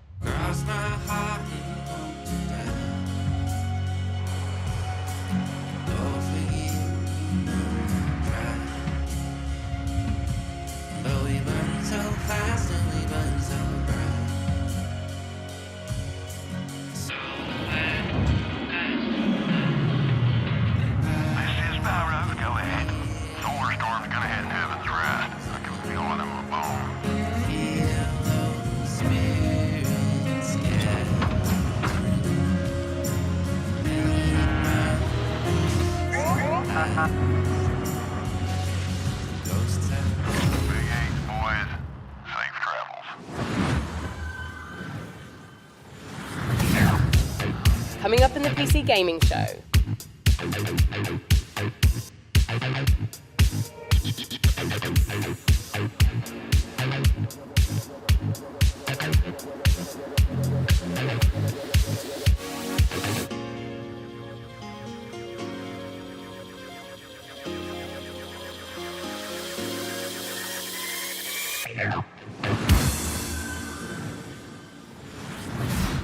Trust me when I say I know what it's like to wait for a big release to arrive. This particular download has been queuing for months. But fans of extraction shooters, and I'm talking about the extraction shooter, the one that kicked off an entirely new genre, don't have much longer to wait. Multiplayer FPS Escape from Tarkov has been in beta since 2017, but is now preparing for its heralded 1.0 release. Here's a look at what's coming when the granddaddy of extraction shooters goes gold.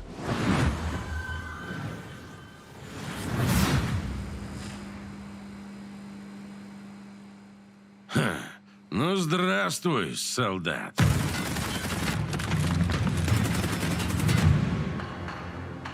Давненько не заходил. Куда пропадал-то?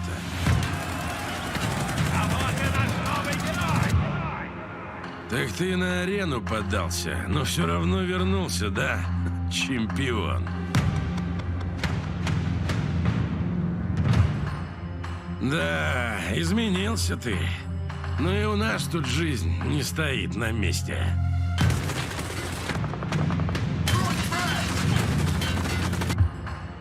Конфликт в Таркове снова разгорается. И пока неизвестно, чем все это закончится.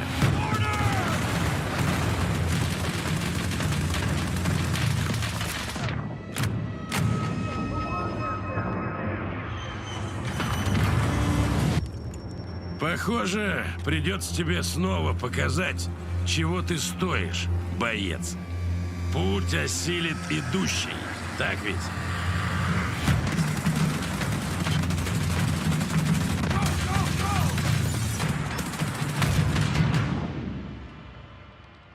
И кто знает, может, у тебя и получится сбежать из Таркова.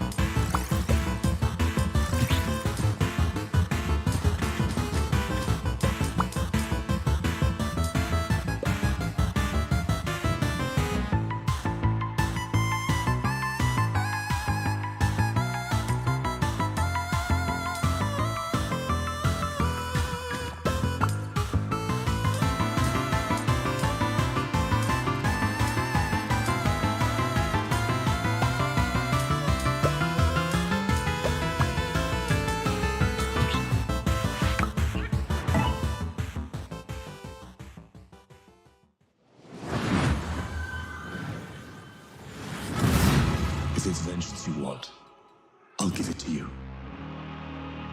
As long as U is free, your world is in mortal peril. Help me seal him away. Stem the tide of destruction. It's the least you can do.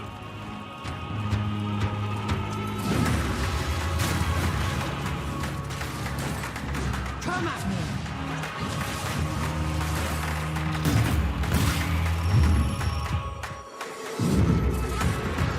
You're in my way.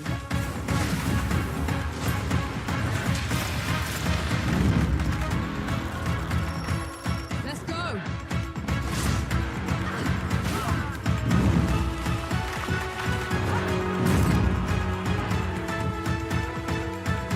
Come and get it!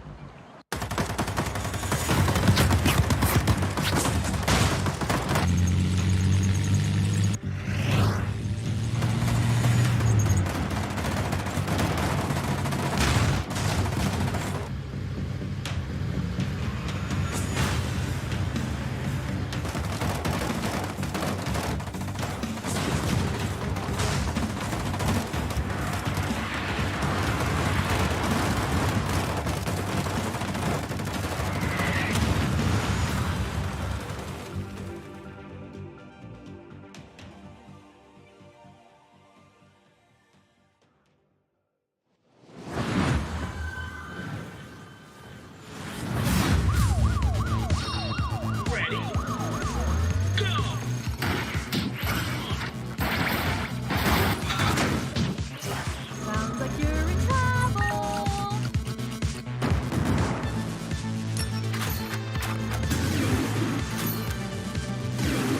You have 10 seconds! Destroy these damn robots!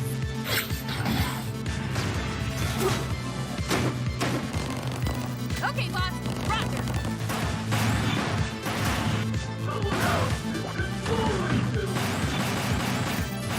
Moderator to take care of our bud!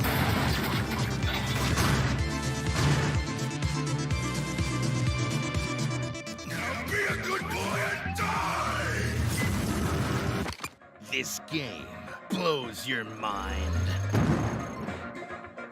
Mullet Mad Jack.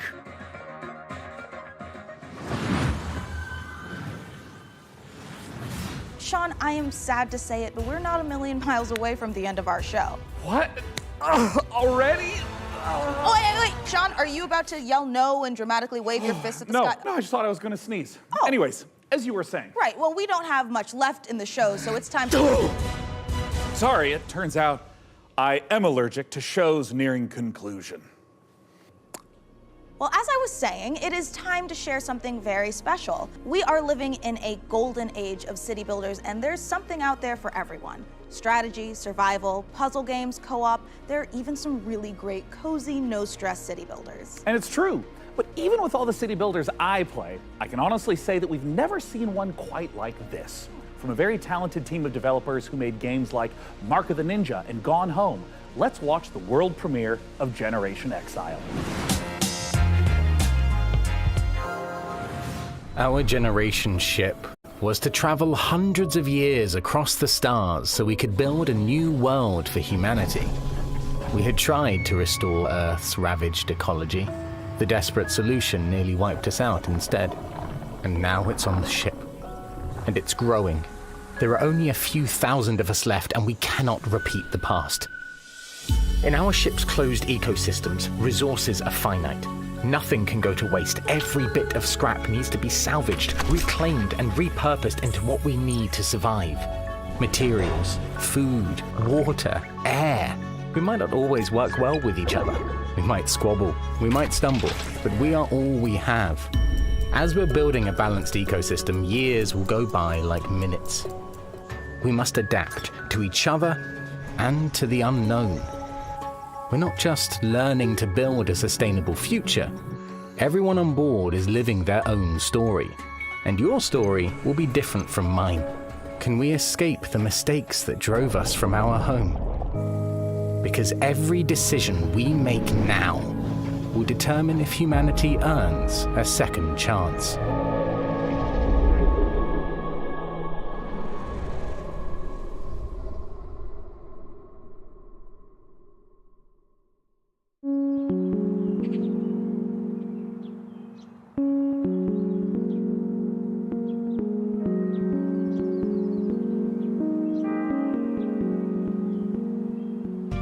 Generation Exile is a sustainable solarpunk city builder with a reactive emergent narrative that changes every single time the game is played. You are aboard a generation ship traveling for several hundred years, leaving a ecologically ravaged Earth behind, attempting to find a new home for humanity. So rather than repeat the failings of Earth in the past, you need to find a new way to develop a society that is sustainable and can thrive. Your job is to make sure that you shepherd humanity successfully to the destination planet and that they live to get there and there's enough people to keep humanity going.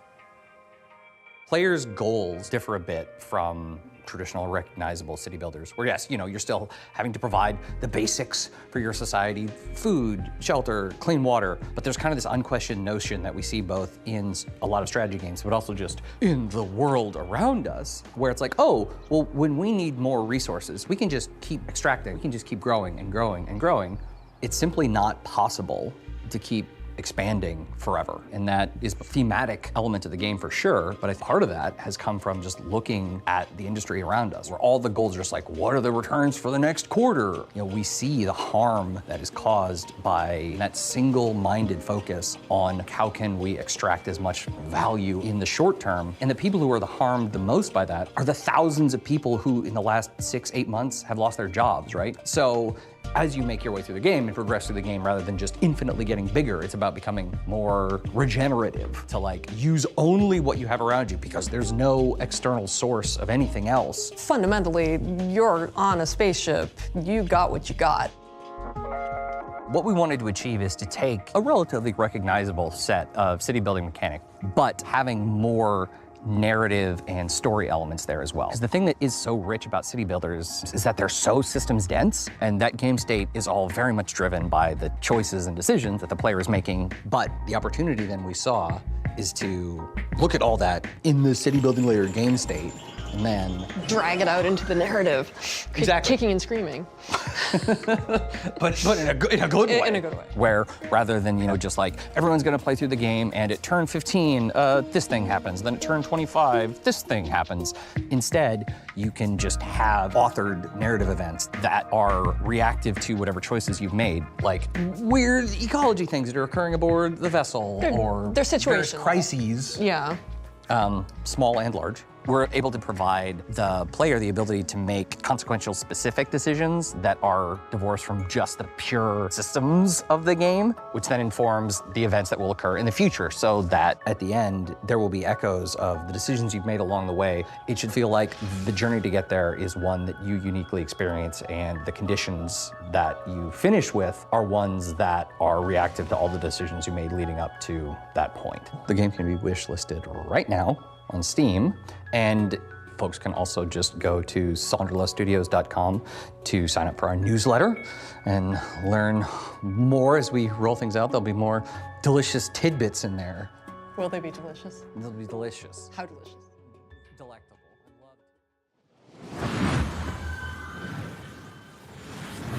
A huge thanks to the good folks at Sonderlust for letting us take a look inside their new sci-fi city builder, Generation Exile. It looks incredible, and the amount of love and work the team have put into it really shines through. Now look, we are under no illusion that this last year has been incredibly difficult for so many developers in the face of thousands of layoffs and countless studio closures. Today we are so grateful that we have the chance to put a spotlight on many people really continuing to make games in the face of uncertainty. And if there's any game you saw in our show or in any of the other many showcases, we encourage you to purchase or even just wishlist any of the games for developers that you care about. It goes a long way. Next up, you'd think the sight of a house standing up and walking around on two weird, massive chicken legs would be horrifying. But when you realize it's taking some heavy witch vibes from everyone's favorite Slavic folklore character, Baba Yaga, it's actually pretty awesome. Reka is the base building exploration game you'd curse yourself for missing.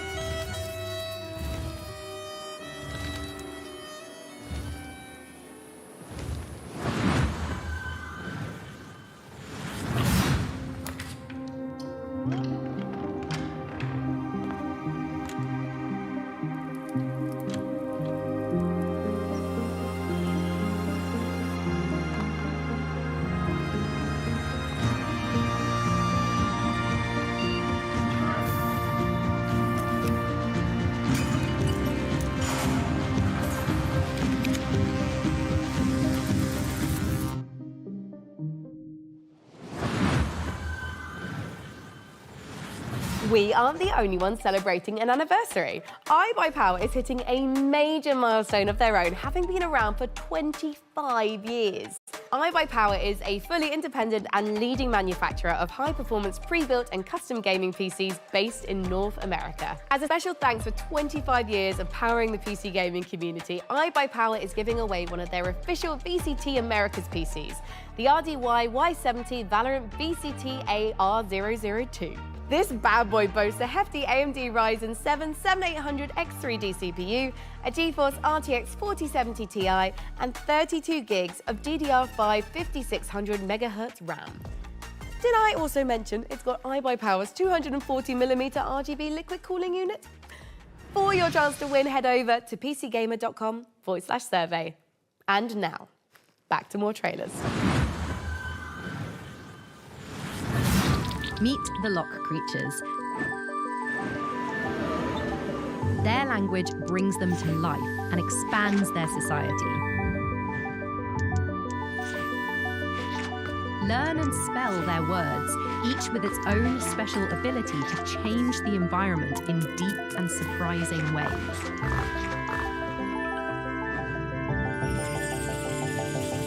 Play the Lock digital demo, available today. In a world where the top special forces operatives are all just wizards for some reason, one team is unstoppable. Not yours. Hers. The Black Ops Chronomancer. Her team of needlessly fancy goons have brought the world to the brink of war. And only one group of mismatched rejects stands in her way. A disgraced retired Navy seer who can see every possible future, but can't remember his own tragic backstory. The freelance Storm Witch, a private investigator whose mastery of lightning is devastating, unless her enemies aren't standing near windows. The Necromedic, a surgeon who turned to necromancy when she lost her medical license. She can heal you, but she'll have to kill you first. The Rebel Riot Priest, your heavy support. Faith is her armor. But she is also wearing actual armor. Together, there's no threat they can't stop. As long as they can get there by public transport, they can rewind every time they screw it up. And there's an easy mode if they need it. Tactical Breach Wizards. Coming to Steam August 20th. Demo available now. Also, could you wishlist it, please? Thanks.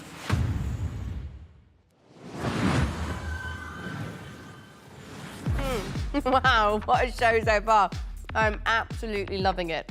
And don't forget, you can do more than just watch this amazing lineup of games. You can play them too. Visit the PC Gaming Show Steam page to wishlist all the titles you've seen on today's show, all in one convenient, clickable place. Now, do you love history? Do you also love lists with between 9 and 11 items on them? Then today is your day. For our 10th anniversary, we've counted down the 10 biggest moments in PC gaming over the past decade. You can see where your favourite moments landed by visiting pcgamer.com/10. Right, time to grab some friends and head for the sky, where you can turn floating islands into your personal skyships and soar through the clouds. It's co-op survival craft made cozy.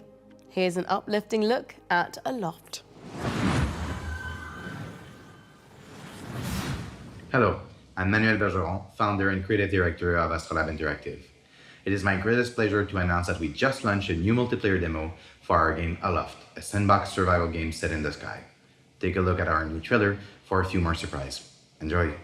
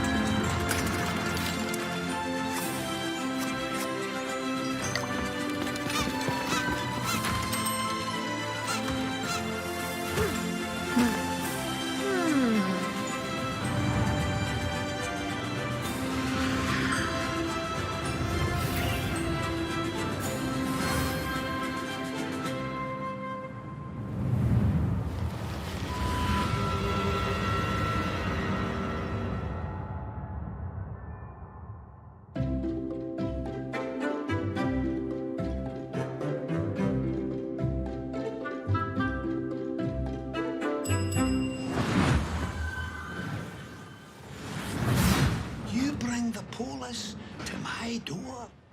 To my rig? I can sort this, right? I just need time. Don't you answer me back! You're fired. You hear me? Fired. Jesus, Gregor! Gregor!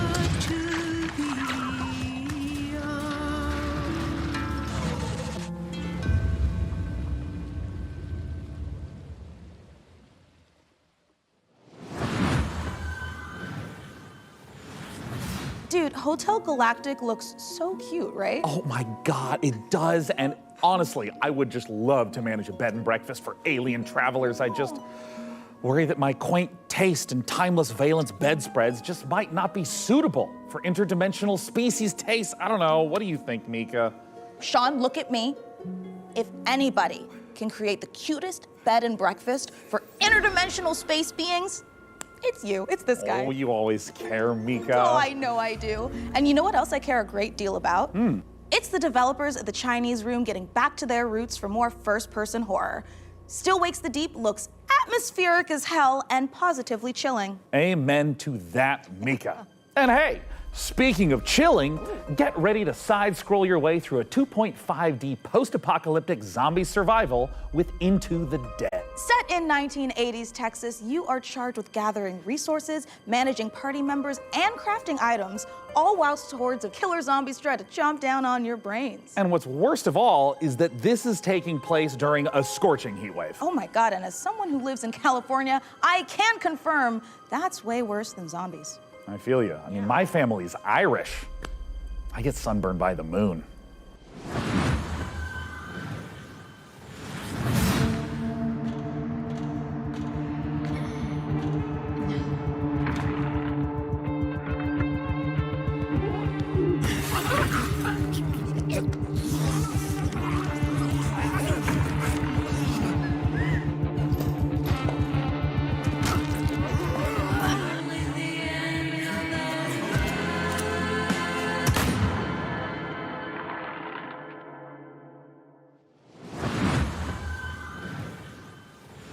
Hi PC Gaming Showcase, I'm Tanya from KitFox Games, and I'm here to show you 3 different games today. So let's start with Dwarf Fortress. Hi, I'm Zach Adams. And I'm Tarn Adams. We're the co-creators of Dwarf Fortress, inviting you to play Adventure Mode in open beta. And we'll be adding tutorials and demigods later this summer.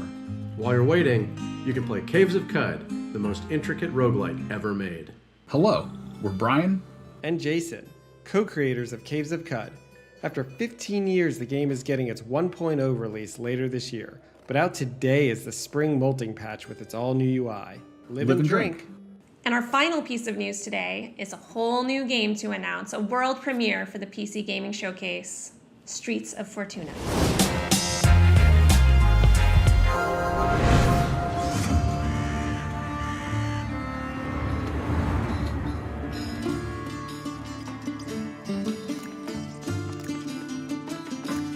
How will you survive in Fortuna? Will you be a thief? A cook? A smuggler? An artisan? A trader? The city is a richly generated sandbox, each citizen living their simulated life. Use knowledge to your advantage. Romantically or politically. Live your other life in Streets of Fortuna.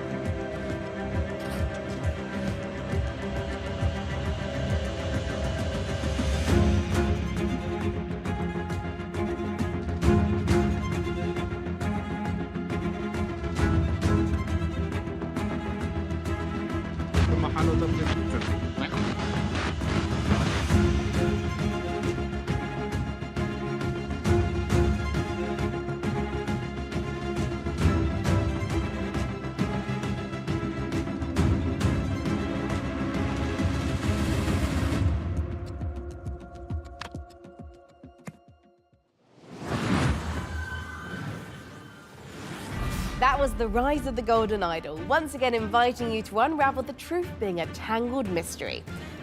Now, take a look at a game from our friends at Hooded Horse that combines turn-based strategy with real-time exploration. Here's the new trailer for Every Day We Fight.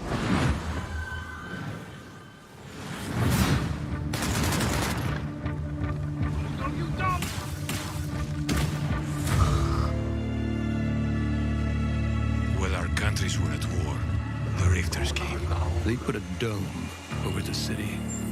Suddenly, almost everyone was frozen. Just a few of us were left. Not soldiers, just ordinary people.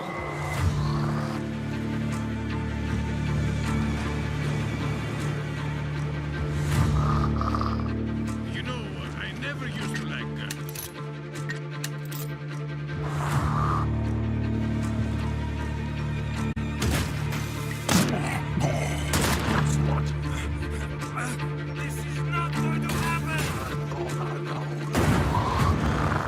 Are we alive? I could swear I just got killed.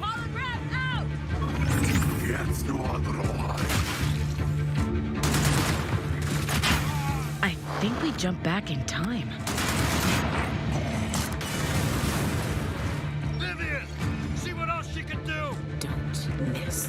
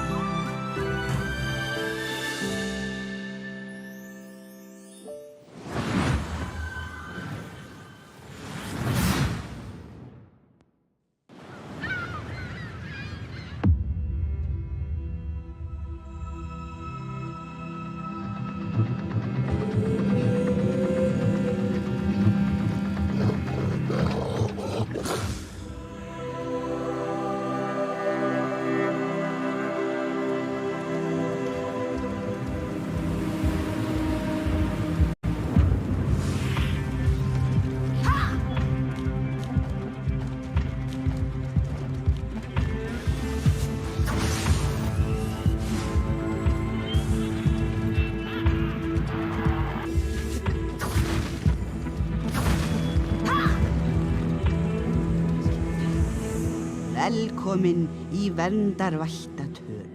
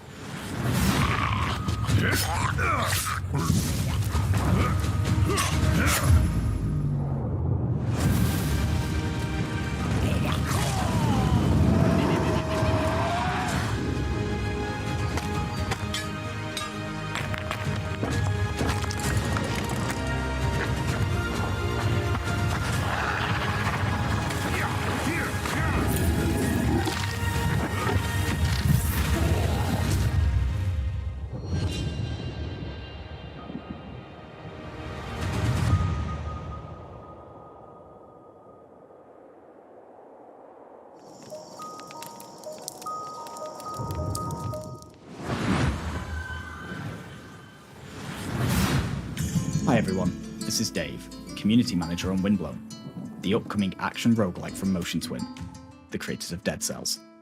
These cute characters here are the Leapers, who live in the Ark, a peaceful village now threatened by a massive vortex of doom.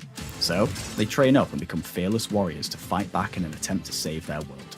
Using a cool thruster, you can dash at lightning speed, letting you dart across the stage, dodge out of enemy attacks, or find new areas and secrets. Through each run, you'll be able to equip different gear and upgrades, creating powerful synergies between them. For example, switching weapons at the end of a combo will let you unleash a super powerful move called an Ultra Attack, if you can time it right. Jump online with up to 2 other players, meaning you can mix your builds with your friends and find the best combinations to carry you through the diverse biomes.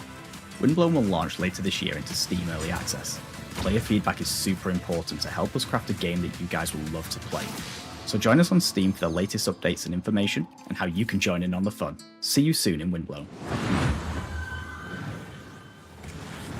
Folks, we are in the final stretch of the 10th anniversary PC Gaming Show, but that doesn't mean we are winding down. We are, in fact, amping up. That's right! We're wrapping things up today with not 1, but 2 world premiere trailers in a row. It's like buy 1, get 1 free world premieres. No, Sean. That coupon expired in 1989, so we won't be getting well, that's too bad, except, look at this! This is our 10th PC Gaming Show, which means I get a free world premiere. Look at this guy! Thanks to Sean's Grandmaster level card play, let's check out 2 big world premiere trailers to cap off our show.